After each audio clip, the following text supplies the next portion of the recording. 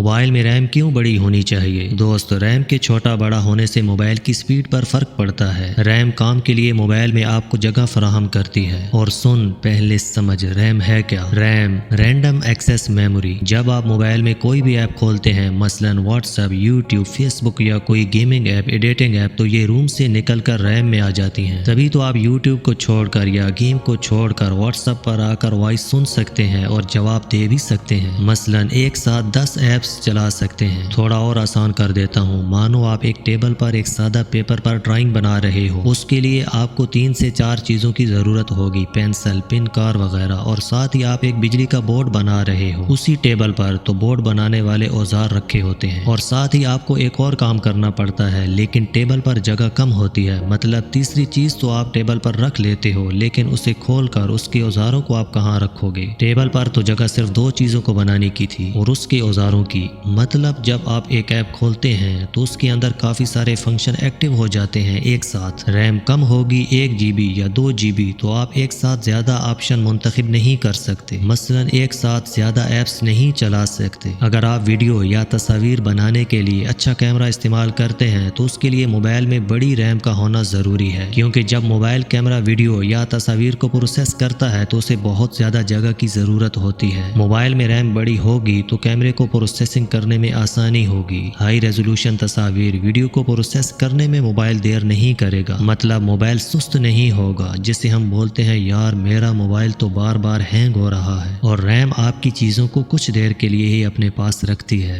या जब तक आप किसी ऐप पर काम कर रहे होते हैं, मसलन फेसबुक, यूट्यूब आप देख रहे होते हैं या कोई एडिटिंग का काम कर रहे होते हैं। काम खत्म होने पर आप खुद रूम में भेज देते हैं, या फिर वो चीज, वो ऐप जिसे आप चला रहे होते हैं, रैम इसे खुदकार तरीके से वापस रूम में भेज देती है। तो दोस्तों, ये होती है रैम।